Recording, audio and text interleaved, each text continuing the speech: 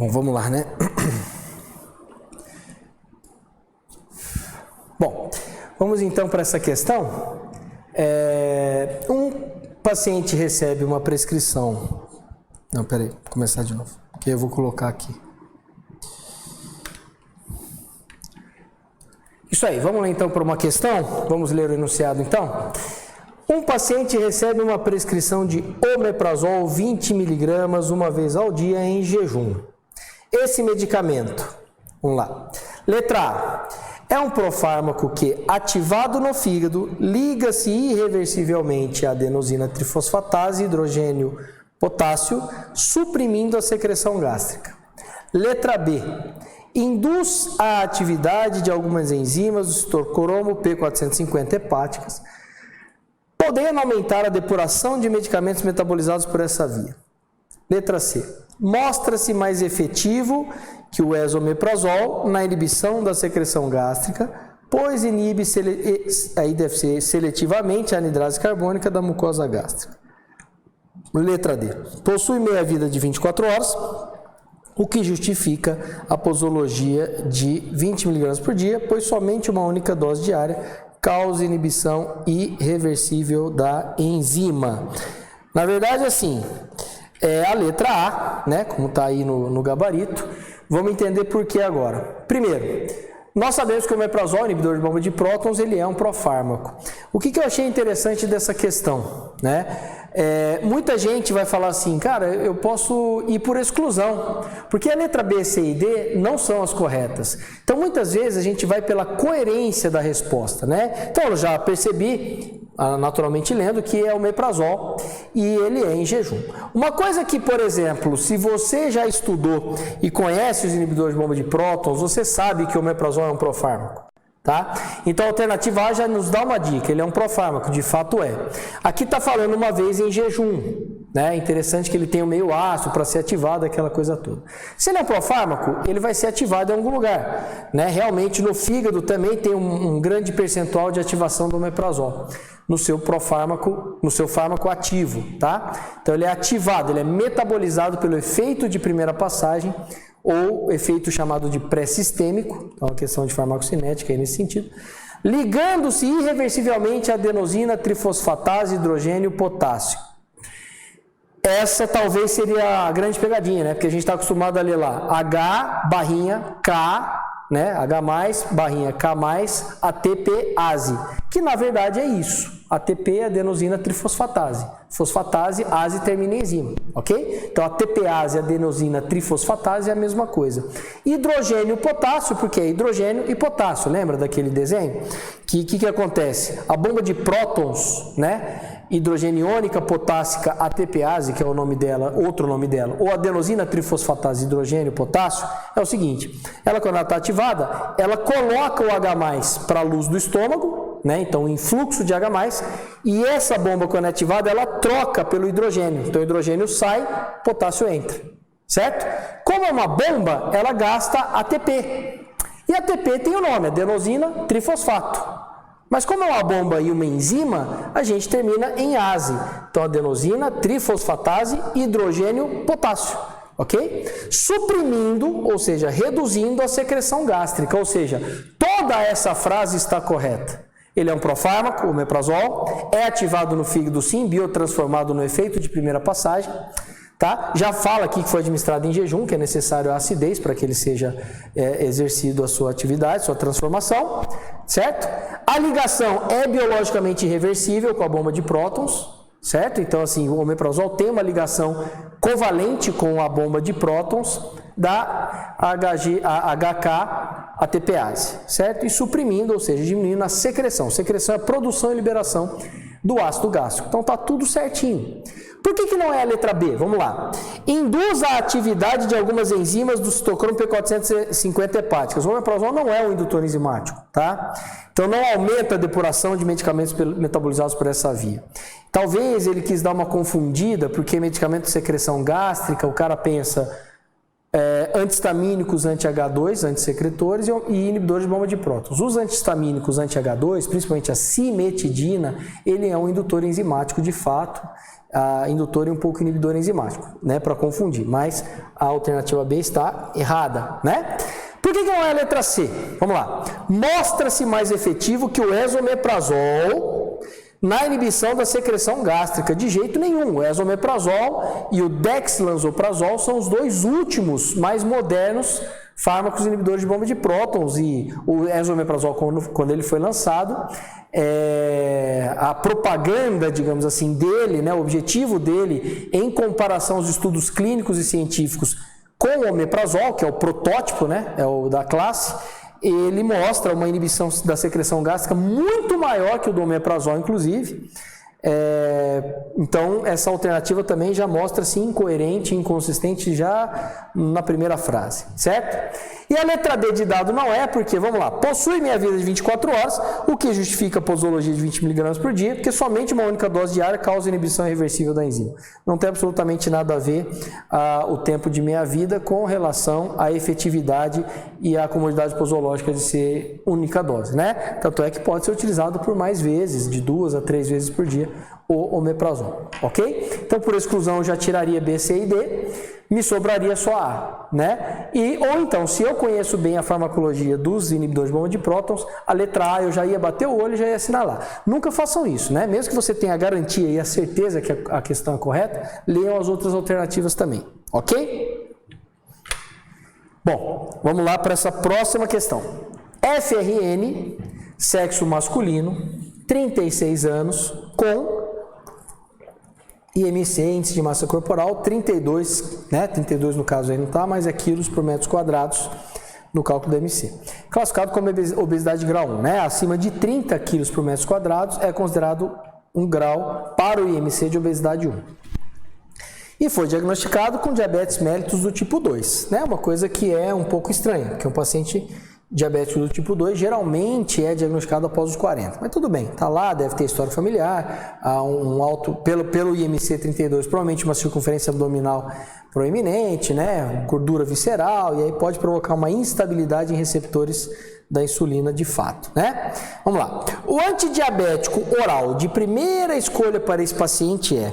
Por que essa questão é fácil?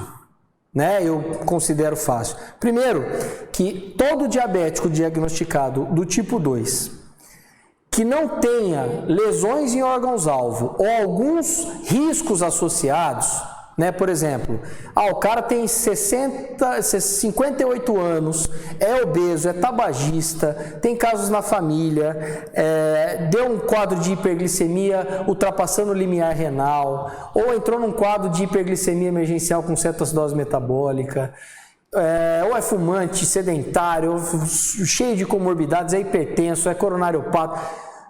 Mesmo assim, né, o critério de primeira escolha do antibiótico oral sempre é a metformina, gente. Se você olhar as diretrizes da Sociedade Brasileira de Diabetes, de todos os anos, desde quando ela surgiu, a metformina é a primeira escolha em monoterapia, certo? Ou em terapias associadas em praticamente todos os pacientes diabéticos. Praticamente todos os pacientes diabéticos. A metformina ele é uma bigonida, a única bigonida, ele é um fármaco anti-hiperglicemiante, ou seja, ele não é considerado hipoglicemiante, ele é um anti-hiperglicemiante, ou para ficar mais fácil de entender também, um normoglicemiante, ou seja, de todos os fármacos existentes, a metformina é um dos que menos causa reação adversa da hipoglicemia. Né? A gliclazida, por exemplo, a repaglinida, a gliburida, eles têm o potencial de provocar hipoglicemia. A metformina raramente acontece isso, certo? Então, esse é um fator. Um outro fator importante, que ao contrário, por exemplo, da repaglinida, né, da gliclazida, que podem aumentar substancialmente o peso, né, e a massa gordurosa, a metformina... que é a letra B, né? A metformina, ela causa, inclusive, redução de peso e de massa gordurosa, certo? É claro, ele não é um medicamento que é para emagrecer, tá? Mas a pessoa que é obesa e é diabética, é o famoso mata dois coelhos numa paulada só. Vai perder um pouco de peso, naturalmente, como o cara é diabético, ele vai precisar fazer uma dieta, uma atividade física, mudar os hábitos de vida, e a metformina também vai ajudar a empurrar, né, a diminuir essa concentração de massa gordurosa e, enfim, seu peso ponderal final. Então, ela tem essas vantagens aí e é a primeira escolha em pacientes jovens adultos jovens ou adultos maduros, né? Inclusive idosos, de primeira escolha em monoterapia ou terapia associada. A metformina sempre é a primeira escolha por esses fatores, pelo menor risco de reações adversas que ela apresenta, principalmente de hipoglicemia, né? É um fármaco muito tolerado em qualquer idade. Além do mais, ele faz o paciente perder um pouco de peso, visto que esse paciente do nosso caso aí é obeso. Beleza? Vamos lá para essa outra questão.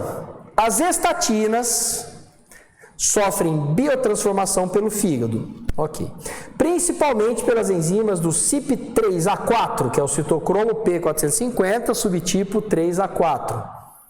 Quando administradas concomitantemente a fármacos inibidores da CYP3A4, ou seja, a mesma subfamília de enzimas, como a claritromicina, que é um antibacteriano, pode ocorrer um aumento da concentração plasmática das estatinas com consequente aumento do risco de... Então vamos lá, analisar com calma. Primeira coisa, estatinas para tratar a hipercolesterolemia, né, principalmente de hipercolesterolemia total e LDL, ou baixo colesterol, baixa concentração de colesterol HDL. Tem sido amplamente utilizado, inclusive como cardioprotetor, para evitar a ruptura das placas de ateroma que provocaria um infarto agudo do miocárdio isquêmico e a aterotrombose, né, e o infarto. E vamos analisar então esses critérios. Bom, eu sei que está falando de estatina, a primeira coisa que eu entendi. Depois a biotransformação, então a gente fala em farmacocinética em nível de biotransformação, porém uma interação medicamentosa em nível de biotransformação e metabolização, porque o paciente usando claritromicina. A claritromicina sendo inibidora desse citocromo P3A, né, 3A4, ela vai, se a enzima está inibida, isso significa que a estatina vai chegar lá e não vai conseguir ser metabolizada. Se a estatina chega lá e não consegue ser metabolizada no fígado, para onde que ela vai? Ela volta para o sangue. Se ela volta para o sangue, a concentração plasmática e a biodisponibilidade se mantém alta. Né? Se o paciente geralmente toma estatina, aí depende de qual, né? Simvastatina, atorvastatina, rosuvastatina, mesmo assim, é de 1, 2 até 3 vezes ao dia, geralmente uma vez ao dia. Então o paciente vai tomando a estatina com claritromicina, vamos supor que ele está fazendo tratamento por 10 dias com antibiótico.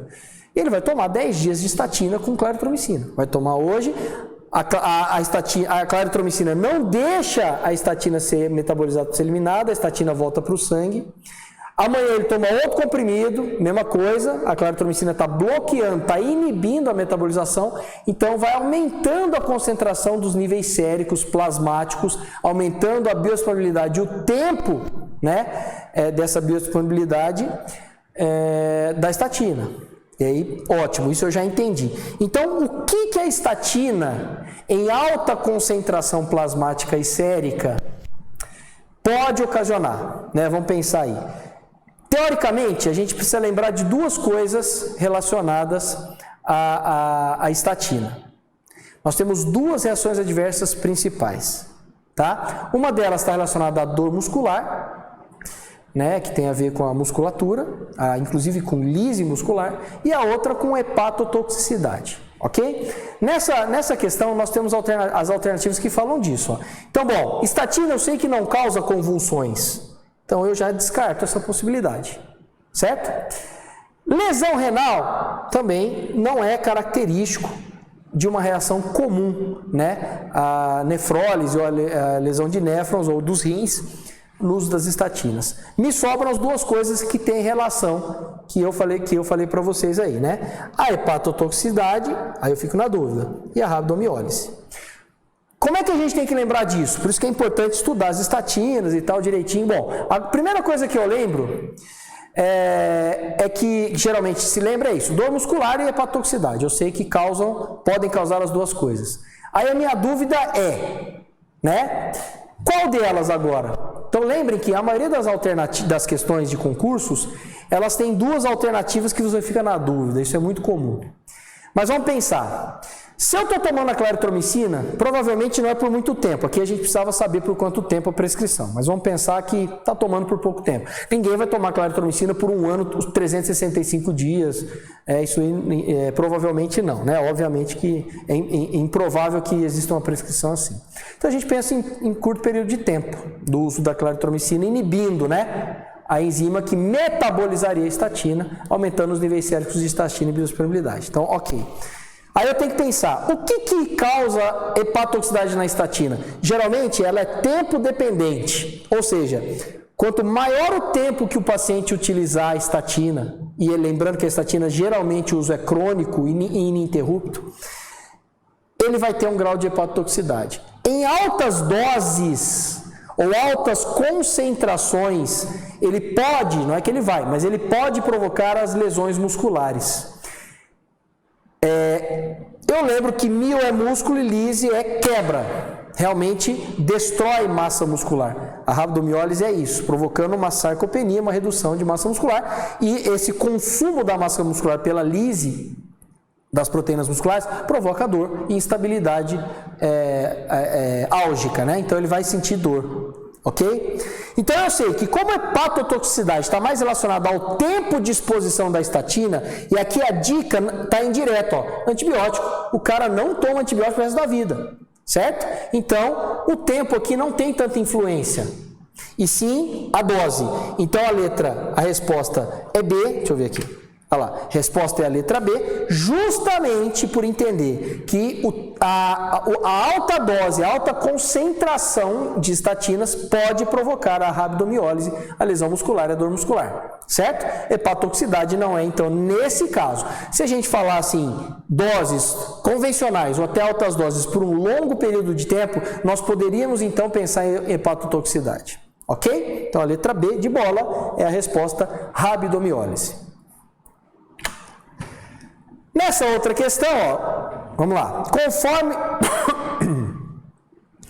Conforme os princípios do uso racional de medicamentos, o RM, o ibuprofeno é o anti-inflamatório não esteroidal que? Então, vamos lá, sempre analisar com cuidado as questões, né? Bom, aqui o uso racional de medicamento, beleza. Ibuprofeno, já identifico que eu sei que ele é o anti-inflamatório não esteroidal, até porque a questão já me afirma isso, certo? É curioso que não fala a concentração, né? Porque tem a 200, 600, é diferente. Mas vamos lá. Vamos para as alternativas. Letra A. Pode ser utilizado como alternativa terapêutica para o tratamento de pacientes com alergia ao ácido acetil salicílico. Letra B. Pode aumentar o risco de hipoglicemia em pacientes em tratamento com as sulfonilureias. Letra C. Deve ser administrado em jejum para diminuir o risco de efeitos adversos gastrointestinais. Letra D de dado. Constitui uma alternativa para o tratamento em pacientes alcoólatras que não podem fazer uso de paracetamol. Então vamos lá. Ibuprofeno. Basicamente, o enunciado não nos traz nenhuma dica. Fala do ibuprofeno, né? Vamos lá. Letra A.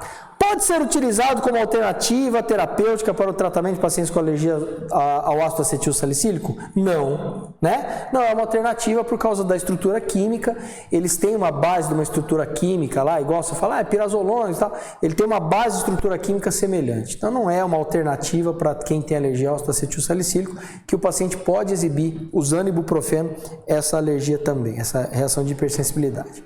Letra B de bola, né? Pode aumentar o risco de hipoglicemia em pacientes diabéticos em tratamento com sulfonilureias. Isso aqui eu já fico atento. Por quê? Hipoglicemiantes ou normoglicemiantes, principalmente hipoglicemiantes, né? Os hipoglicemiantes orais, geralmente eles possuem uma interação medicamentosa com os anti-inflamatórios não esteroidais em nível de distribuição e deslocamento de proteínas plasmáticas. Então, ó, vamos pensar de novo.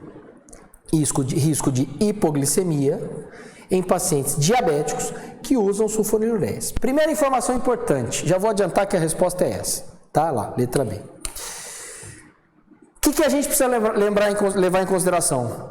Aí você fala assim, do ibuprofeno. Não, vamos pensar aqui, ó. O paciente já é diabético e ele usa sulfonilureias. Sulfonilureias, né? A gente precisa, aí que vai ao enunciado e as questões são importantes. O cara tá te testando ali. Bom, sulfonilureias são o quê? Os secretagogos, né? Glibenclamida, gliclazida, glimepirida, não é isso? Esses secretagogos, o próprio nome já diz, eles secretam, estimulam a secreção, ou seja, a produção e a liberação de insulina na circulação sanguínea. Ou seja, o paciente diabético tipo 2 que tem uma diminuição da insulina circulante, a sulfonilureias vai estimular a produção e liberar para o sangue. Tá? Quanto maior a concentração de insulina, menor a concentração de glicose no sangue. Ok? Isso aí todo mundo sabe. Isso significa que a sulfonilureias está no elenco dos fármacos mais hipoglicemiantes que existem dos antidiabéticos. Ou seja, por si só ele causa alguns quadros ou crises de hipoglicemia, que é uma das reações adversas. Não é isso? Tá, mas e aí? O que tem a ver com o ibuprofeno? O ibuprofeno tem alta taxa de afinidade às proteínas plasmáticas, assim como as sulfonilureias, eles competem pela mesma proteína, que no caso é a albumina, certo? O que vai acontecer nesse sentido? O ibuprofeno vai chegar lá, na albumina, deslocar a sulfonilureia. A sulfonilureia, então, que estava conjugada, ligada à proteína plasmática, ela vai ficar na sua forma livre. Isso significa que o ibuprofeno faz, por deslocamento de competição às proteínas plasmáticas, o deslocamento, então, e a liberação de formas livres da sulfonilureia para o sangue. Então, pode aumentar o percentual de formas livres do hipoglicemiante. Ora, se a concentração terapêutica já faz com que as sulfonilureias sejam hipoglicemiantes, se eu tiver mais formas livres ainda, por causa dessa interação em nível de distribuição, eu terei realmente uma hipoglicemia por conta dessa situação. Então, é uma questão que aborda interações medicamentosas, certo?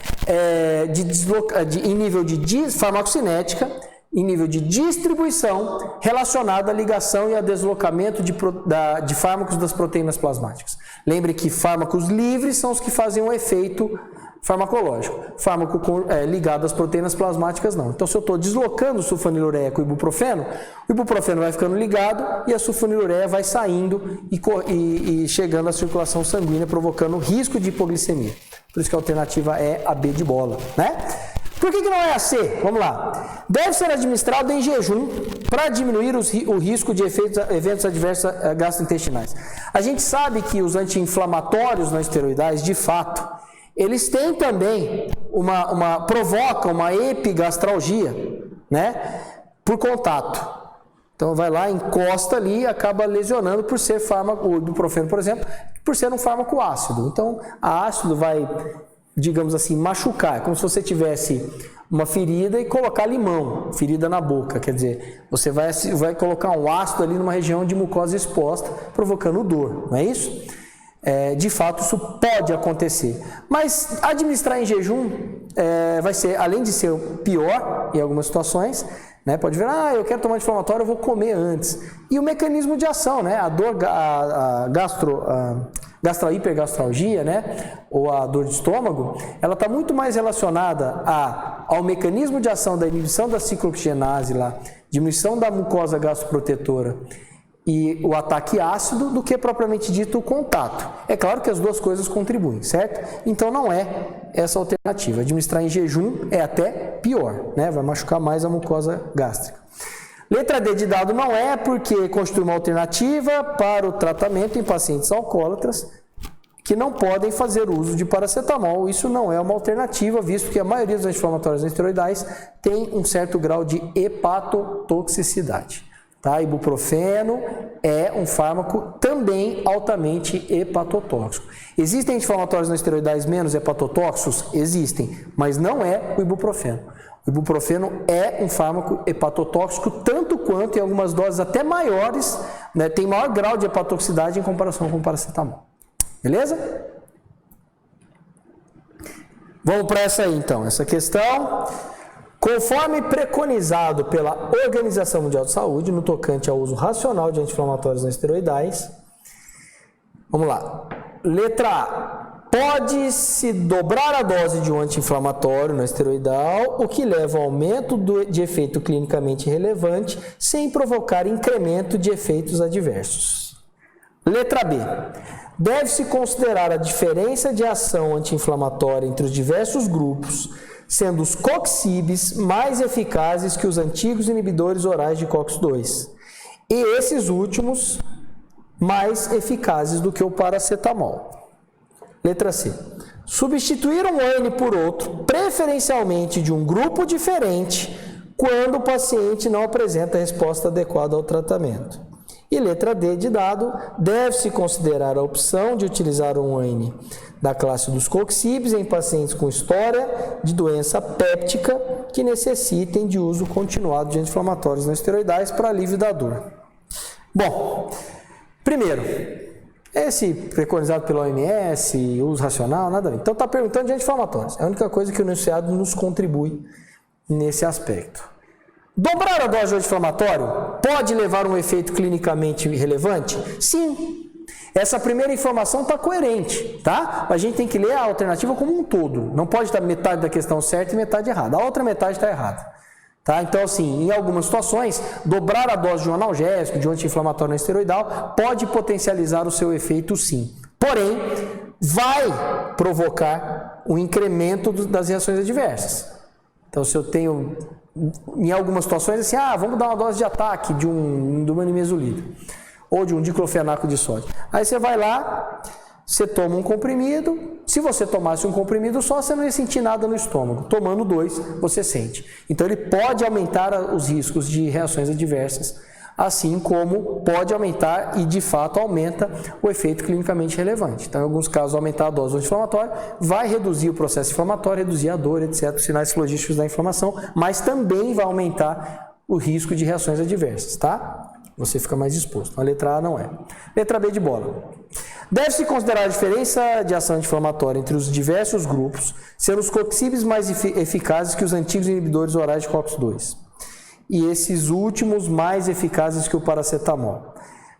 Não, né? A gente tem inúmeros trabalhos mostrando aí, né, que alguns grupos que não são os coxibes, inclusive os coxibes, além de... são eficazes, mas a segurança é bastante comprometida, né? Mas como está falando de eficácia, a gente não tem como falar aí da ação anti-inflamatória. Por que essa letra B ela está mal elaborada, certo?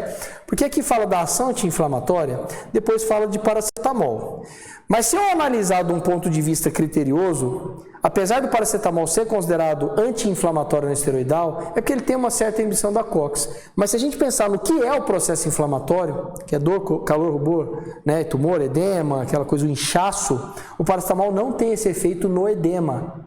O paracetamol ele é um analgésico e um antipirético, né? Ele diminui a dor e a febre, a alta temperatura, a pirexia, por isso antipirético, analgésico. Então aqui já há uma incoerência no próprio texto. Vamos supor que se essa resposta alternativa fosse essa, a primeira coisa a questionar é, não, está errado, porque paracetamol ele pode ser considerado na classificação anti-inflamatória, mas ele não tem ação, né? Ação ou efeito anti-inflamatório, certo? Então a letra B está toda errada por causa desse monte de erros dentro do próprio contexto, né? Letra C. Pode substituir um ANE por outro, um anti-inflamatório não esteroidal por outro, preferencialmente de um grupo diferente, quando o paciente não apresentar resposta adequada ao tratamento. A letra é essa, né? De fato, a recomendação da própria OMS no uso racional de medicamentos, os guidelines, os protocolos, é que se o paciente toma um determinado anti-inflamatório como o Oxycan, vamos pensar no Meloxicam, o Piroxicam, e não há eficácia, né, no tratamento de alguma doença inflamatória, alguma condição inflamatória, a recomendação não é aumentar a dose, e sim trocar o grupo farmacológico dos anti-inflamatórios não esteroidais. No caso aí, poderia trocar o Piroxicam por um coxib até, né? Ou então o Piroxicam, o Meloxicam por um anti-inflamatório pirazolônico, pela nimesulida, ou pelo diclofenaco, ou pelo ibuprofeno de 600 mg. Então, a recomendação é substituir o anti-inflamatório e não aumentar a dose dele, certo? Então a letra C é a correta. Letra D não é, porque deve-se considerar a opção de utilizar a AN da classe dos coxibes em pacientes com história da doença péptica que necessitem do uso continuado de anti-inflamatórios não esteroidais para alívio da dor. Não. Por quê? Porque apesar de ser uma verdade, né, em uma parte, ó, pacientes com histórico de doença péptica, existem dois problemas. Nos estudos mais recentes, a gente mostra que os seletivos, né, os coxibes, seletivos COX-2, se o paciente está com histórico de doença péptica, tudo bem. Mas se ele tem doença péptica, epigastralgia, dor de estômago, essas coisas, né, úlcera, gastrite e tal. Mas se ele tem gastrite ou úlcera, que você não vai conseguir muitas vezes avaliar ali, porque aqui não está falando nada disso, de endoscopia, nada, ele dificulta a cicatrização da lesão. Então, se o cara tem uma úlcera e ele tomar um coxib, a gente pensava, falar assim, não, vai proteger o estômago contra as lesões, e pelo contrário, nesse caso vai piorar o quadro, porque vai ter dificuldade de cicatrização. Essa é a primeira inconsistência dessa alternativa. A outra inconsistência, né, é que, vamos considerar a utilização dos coxibes, porque eles são de uso contínuo, né, continuado, para o alívio da dor, mas a gente esquece de avaliar a segurança dos anti-inflamatórios não esteroidais. Os anti-inflamatórios mais perigosos são os coxibes. Tanto que eles têm que reter a receita. Quando prescrita, tem que ficar retida na farmácia. Você sabe disso melhor que eu. Então, assim, de certa forma, os coxibes são perigosos. Exibem muitas reações adversas, algumas potencialmente perigosas, algumas potencialmente fatais, além das interações medicamentosas. Então, não é a primeira alternativa, né, ou nenhuma alternativa considerar os coxibes. Se você analisar nos protocolos de ortopedia, de reumato, enfim, de todas as áreas que lidam com inflamação e dor, seria, entre aspas, a última escolha quando realmente se é necessário utilizar os coxibes pela insegurança, pelo risco de reações adversas, lembrando do início da fase, aí, desde o Vioxx, né, do Rofecoxib, quando ele foi retirado do mercado por provocar morte em alguns pacientes que utilizaram o Rofecoxib. Na época o Vioxx, ele foi retirado, banido pela MSD e nunca mais voltou, e provavelmente nunca mais voltará. Vocês sabem que outros coxibs também foram retirados de mercado, com algumas concentrações retiradas do mercado, o que mostra o risco que esses fármacos ocasionam. Então ele não é a primeira escolha e não é escolha também para uso contínuo, para se considerar se o paciente precisa utilizar para alívio da dor do processo inflamatório. Beleza? É isso aí, essa questão.